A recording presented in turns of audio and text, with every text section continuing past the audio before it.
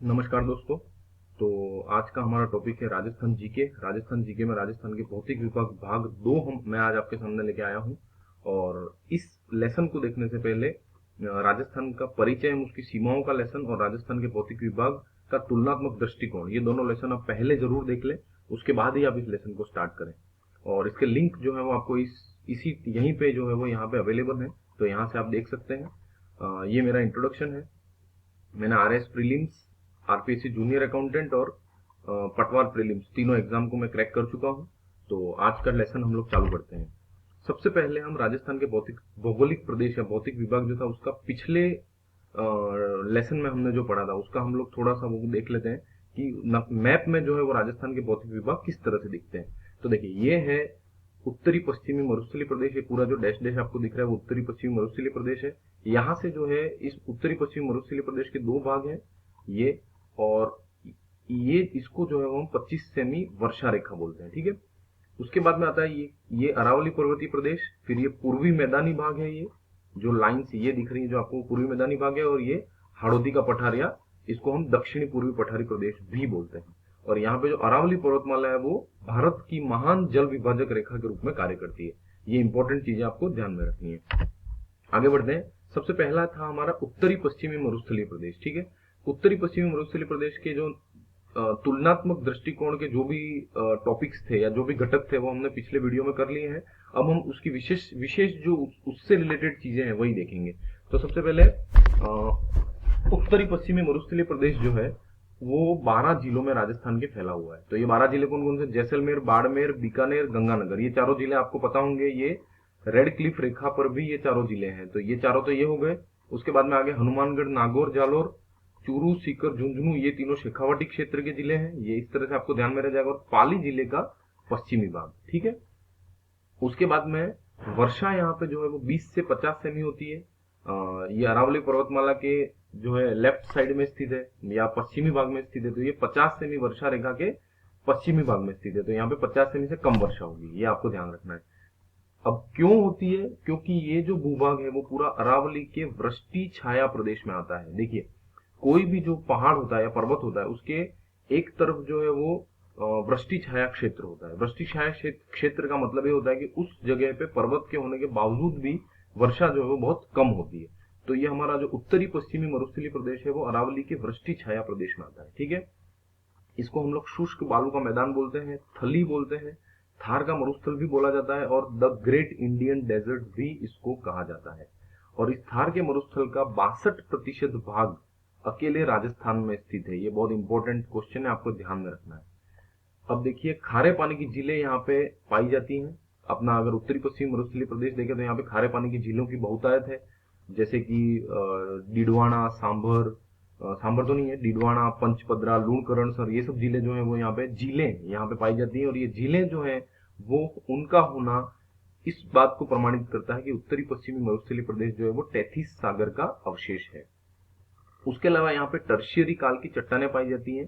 Tertiary काल की चट्टानों की विशेषता क्या होती है कि जहां पे भी ये चट्टानें होती है यहाँ पे तेल और प्राकृतिक गैस के भंडार पाए जाते हैं। और हम लोग को पता है कि अभी अभी राजस्थान के जैसलमेर और बाड़मेर क्षेत्रों में तेल और प्राकृतिक गैस के भंडार पाए गए हैं। उसके बाद में ये जो हमारा उत्तरी पश्चिमी मरुस्थल है या थार का मरुस्थल है वो ग्रेट पेलियो आर्कटिक अफ्रीकी मरुस्थल का भी एक भाग है। ठीक है। ये जो ग्रेट पेलियो आर्कटिक अफ्रीकी मरुस्थल है ये क्वेश्चन इस बार एग्जाम में आ सकता है। और ये फिलिस्तीन से होकर के, ईरान होकर के और फिर राजस्थान तक आया है। उसके बाद इसका ढाल हम देखें तो उत्तर पूर्व से दक्षिण पश्चिम की तरफ इसका ढाल है। ये कुछ चीजें जो है वो पिछले टॉपिक की मैंने पिछले वीडियो की वापस ले ली ताकि रिवीजन हो जाए। अब आते हैं उत्तरी पश्चिमी मरुस्थलीय प्रदेश में राष्ट्रीय मरु, ये मारू नहीं है, ठीक है, ये राष्ट्रीय मरु उद्यान है। ये माँ को हटाएं आप। राष्ट्रीय मरु उद्यान यहाँ पे स्थित है। राष्ट्रीय मरु उद्यान जो है वो कहाँ का है? तो जैसलमेर और बाड़मेर जिले को ये कवर करता है। राज्य का सबसे बड़ा वन्य जीव अभयारण्य है ये। और ये ओकलवुड फॉसिल पार्क जो है वो जैसलमेर में स्थित है।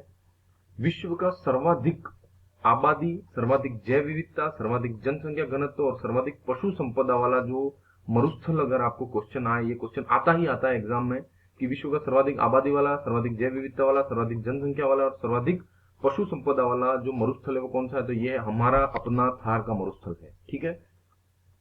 अब थार का मरुस्थल का जो 60% भाग है वो बालू का स्तूपों से आच्छादित है, और इन बालू का स्तूपों का अपरदन जो है वो मार्च से जुलाई महीने में सर्वाधिक होता है। ये भी इंपॉर्टेंट क्वेश्चन है, आ सकता है एग्जाम में, कि बालू का स्तूपों का अपरदन कौन से महीनों में सर्वाधिक होता है, तो मार्च से जुलाई के बीच में सर्वाधिक होता है। अभी देखते हैं रण क्या होता है, रण या रण। तो रण जो है वो क्या होता है कि बालू का स्तूप, सबसे पहले तो मैं आपको बताता हूँ बालू का स्तूप क्या चीज होती है, कि अगर रेत में जब हवा चलती है तो ये जो रेत के जो है बड़े बड़े टीले बन जाते हैं। और बालू का मतलब क्या होता है, रेत, और स्तूप का मतलब क्या होता है, स्तूप, ये बौद्ध स्तूप होते हैं, मंदिरों के ऊपर जो ये वी शेप में जो अपन बनाते हैं उसको स्तूप बोला जाता है। तो वी शेप में जो है वो ये बालू, ये जो रेत के टीले हैं वो आकार ले लेते हैं, उसको हम लोग बालू का स्तूप बोलते हैं। तो बालू का स्तूपों के बीच में कुछ निम्न भूमि होती है, ठीक है, जैसे दो बड़े बड़े टीले हैं उनके बीच में जगह तो रहेगी जो कि निम्न भूमि है, उन निम्न भूमि में पानी भर जाने से अस्थायी झीलें या फिर दलदली भूमि बन जाती है। इसी अस्थायी झील या दलदली भूमि को हम लोग रन कहते हैं। ये रन कहाँ कहाँ है, कौन कौन से होते हैं, तो कन्नौड़, बरमसर, भाकरी और पोखरण, जैसलमेर, बाप, जोधपुर, थौब, बीकानेर। कच्छ के रन से बीकानेर की महान भूमि के मध्य का जो भाग होता है, यहाँ पे ये मूलतः रन पाए जाते हैं, और इसको हम लोग लघु मरुस्थल कहते हैं, ठीक है। लूनी नदी जो है वो उत्तरी पश्चिमी मरुस्थलीय प्रदेश की सबसे मुख्य नदी है। ये नाग पहाड़ अजमेर से निकलती है और कच्छ के रण गुजरात तक जाती है, और वहां पे जाकर के लुप्त हो जाती है। ये किसी लूनी नदी जो है किसी भी अरब सागर या बंगाल की खाड़ी में नहीं मिलती है, ये बीच में ही लुप्त हो जाती है। ये विश्व का एकमात्र ऐसा मरुस्थल है जो दक्षिणी पश्चिमी मानसूनी हवाओं के कारण बना हुआ है, थार का मरुस्थल। और ये थार का मरुस्थल जो है वो भारतीय उपमहाद्वीप में ऋतु चक्र का नियंत्रण करता है। और ऋतु चक्र का नियंत्रण ये कैसे करता है, देखो मरुस्थल जो है थार का मरुस्थल, उसमें तेज गर्मी पड़ती है। अगर हम भारत के नक्शे को देखें तो भारत के नक्शे के यहाँ पे ये नीचे का ये जो भाग है, उसमें यहाँ पे अरब सागर है, सॉरी यहाँ पे, और यहाँ पे बंगाल की खाड़ी है, ठीक है। तो यहाँ पे ये मानसूनी हवाएं इस तरफ से आती है और मानसूनी हवा इस तरफ से आती है। अभी यहाँ पे ठंडा क्षेत्र होता है तो यहाँ पे वायु दाब अधिक होता है, और ये जो हमारा थार का मरुस्थल है वो यहाँ पे गर्म क्षेत्र होने के कारण यहाँ पे वायु दाब कम हो जाता है। तो हवा जो है वो उच्च दाब से निम्न दाब की तरफ बहती है, तो यहाँ से हवाएं पानी लेकर के, और यहाँ से हवाएं पानी लेकर के हमारे भारत में प्रवेश करती है। इस तरह से ये भारतीय उपमहाद्वीप में ऋतु चक्र का नियंत्रण करता है, क्योंकि ये दक्षिणी पश्चिमी मानसूनी हवाओं को आकर्षित करता है। आगे बढ़ते हैं। उत्तरी पश्चिमी मरुस्थलीय प्रदेश के उपविभाग दो हैं, पश्चिमी विशाल मरुस्थल या रेतीला शुष्क मैदान या महान मरुभूमि ग्रेट इंडियन डेजर्ट, और दूसरा है राजस्थान बांगड़ या अर्ध शुष्क मैदान। आज हम लोग यही पढ़ेंगे। उसमें इसके दो भाग हैं, एक तो बालू का स्तूप युक्त प्रदेश, आज हमारा पूरा कंसंट्रेशन इसके ऊपर है, और एक बालू का स्तूप मुक्त प्रदेश। और इसके चार भाग होते हैं, गग्गर का मैदान, लूनी बेसिन या घोड़वार क्षेत्र, नागौरी उच्च भूमि और शेखावाटी का आंतरिक प्रवाह क्षेत्र, ठीक है। तो पहला लेते हैं हम लोग। अभी सबसे पहले मैं आपको मैप में दिखा देता हूं कि ये प्रदेश है कहाँ कहाँ। तो देखिए ये जो मैंने आपको एक लाइन, ये यहाँ तक जो है वो हमारा उत्तरी पश्चिमी मरुस्थलीय प्रदेश है। उसके बीच में मैंने आपको ये लाइन बताई थी, ये 25 सेमी वर्षा विभाजक रेखा है। उसके इस तरफ कौन सा क्षेत्र है, तो उसके इस तरफ ये पश्चिमी विशाल मरुस्थल या रेतीला शुष्क मैदान हो जाएगा। और ये जो है अर्ध शुष्क प्रदेश, ये जो है वो यहाँ पे राजस्थान बांगर हो जाएगा। अभी देखो रेतीला शुष्क मैदान जो उसके दो भाग है, तो ये पूरा का पूरा यहाँ पे सिर्फ और सिर्फ ये जो है इतना भाग, ये बालू का स्तूप मुक्त प्रदेश में आ जाता है। ये पूरा बाकी बालू का स्तूप युक्त प्रदेश ही है, ठीक है। ये यहाँ तक ही इसका विस्तार है। उसके बाद में हम लिखते हैं अर्ध शुष्क प्रदेश, तो उसमें ये गग्गर का मैदान आ गया।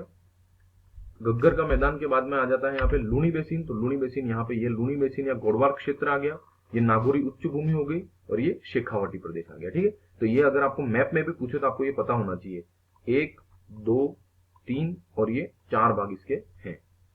उसके बाद में ये हमारा अरावली पर्वतीय प्रदेश, ये पूर्वी मैदान, और ये हाड़ौती का पठार है, दक्षिण पूर्वी पठार यहाँ पे आ गया।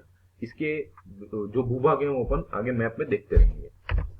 अभी देखते हैं बालू का स्तूप युक्त प्रदेश सबसे पहला आता है।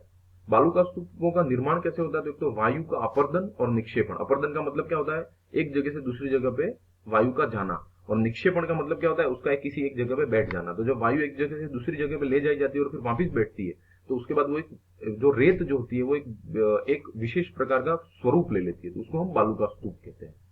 बालू का स्तूपों के प्रकार कौन कौन से होते हैं, तो सबसे पहला पवनानुवर्ती या रेखीय बालू का स्तूप, फिर बरखान या अर्धचंद्राकार बालू का स्तूप, या उनको दोहरे भी कहा जाता है। ये बरखान बहुत इंपॉर्टेंट है। उसके बाद अनुप्रस्थ, पैराबोलिक, तारा और नेटवर्क बालू का स्तूप, 6 प्रकार के बालू का स्तूप होते हैं। हम लोग उनको उनकी आकृतियों को देख लेते हैं। देखो सबसे पहला है हमारा, सबसे पहला कौन सा है, तो पवनानुवर्ती या रेखीय बालू का स्तूप। देखो ये क्या होता है, पवन की दिशा ये इस तरफ होती है और उसकी दिशा के समानांतर जो है वो ये बनते हैं। उसके बाद में बरखान, तो ये अर्धचंद्राकार बालू का स्तूप होता है। ये देख लिया, यहाँ से जो हवा आ रही है ये रेत को थोड़ा सा ऊपर उठा देती है, यहाँ पे स्लिप होने जैसी यहाँ पे सरफेस होती है, तो ये अर्धचंद्राकार रूप, ये देखिए ये अर्धचंद्राकार रूप, इसको अर्धचंद्राकार बालू का स्तूप कहते हैं।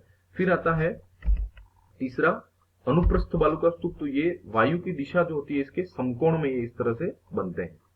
उसके बाद आता है पैराबोलिक बालू का स्तूप। पैराबोलिक बालू का स्तूप को देखा जाए तो ये महिलाओं के जो बालों की पिन होती है उस तरह से ये पैराबोलिक बालू का स्तूप बनते हैं। तो इसका जो आकार होता है वो महिलाओं के हेयर की पिन के समान होता है, पैराबोला। उसके बाद में आता है ये फिफ्थ नंबर तारा बालू का स्तूप। उसमें क्या होता है, एक केंद्र में एक बहुत ऊंचा वो होता है, उसके बाद में उसके साथ में ये तारे की जो शाखाएं होती है उस तरह से ये बालू का स्तूप बन जाता है। और ये हवा की दिशा जो है वो इधर उधर, जब चारों तरफ से हवा की दिशाएं आ जाती है तो ये इस तरह से होता है। उसके बाद में आता है ये नेटवर्क बालू का स्तूप। नेटवर्क क्या होता है, नेटवर्क में जो है तरंगे होती है, इस तरह की ये ऐसे तरंगे आप नेटवर्क में देखते होंगे। तो ये विंड इस तरफ चलती है हवा, और यहाँ पे इस तरंगों के रूप में जो है वो ये बालू का स्तूप ये बन जाते हैं। ठीक है, तो ये अपन ने आकृतियों से इसको देख लिया है। अभी हम एक एक करके इसको कंप्लीट करते हैं फटाफट से।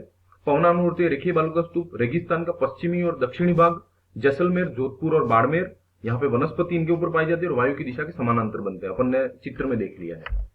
बरखान है अर्धचंद्राकार बालू का स्तूप या धोरे, तो यहाँ पे चूरू मेनली इंपोर्टेंट, यहाँ पे ध्यान रखना, चूरू में ज्यादा पाए जाते हैं ये। जैसलमेर, सीकर, लूणकरणसर, सूरतगढ़, बाड़मेर, जोधपुर में गतिशील होते हैं, ये रंध्रयुक्त होते हैं, नवीन है, श्रृंखलाबद्ध रूप से पाए जाते हैं और उत्तरी भाग में इनका बाहुल्य है। रेगिस्तान के उत्तरी भाग में इनका बाहुल्य है, चूरू उत्तरी भाग में ये रेगिस्तान के। अनुप्रस्थ बालू का स्तूप, बीकानेर, दक्षिण गंगानगर, हनुमानगढ़, चूरू, सूरतगढ़ और झुंझुनू। पवन की दिशा के समकोण में बनते हैं ये। अर्धशुष्क भागों में स्थिरता इनकी अधिक होती है और पूर्वी एवं उत्तरी भागों में ये अधिकता से पाए जाते हैं। पैराबोलिक बालू का स्तूप, महिलाओं के बालों के पिन के समान इनकी आकृति होती है, हमने देख लिया है। सभी मरुस्थलीय जिलों में सभी में पाए जाते हैं ये। वनस्पति एवं समतल मैदानी भागों के मध्य उत्पाटन से ये बनते हैं, ये ध्यान रखना, उत्पाटन या डिफ्लेशन से ये बनते हैं वनस्पति और समतल मैदानी भागों के बीच में। तारा बालू का स्तूप फटाफट से, मोहनगढ़, पोखरण और सूरतगढ़, यहाँ पे जगह का नाम दिया गया है इसलिए जगह इंपॉर्टेंट होती है। अनियतवादी एवं संश्लिष्ट पवन, ठीक है, इधर उधर से जब हवाएं आती है, इधर से आ रही, इधर से आ रही, इधर से भी आ रही है, तो ये तारा बालू का स्तूप बनाएंगी और कई शाखाओं के कारण तारे जैसी इनकी आकृति होती है। और ये होता है नेटवर्क बालू का स्तूप, नेटवर्क की तरंगों के समान आकृति होती है।